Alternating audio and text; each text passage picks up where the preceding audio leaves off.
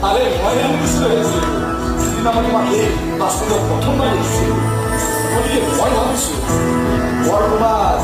এটা নামে রে মাকে লাজুকি লাজুকি খুঁজে রে ঠিকনা বিচার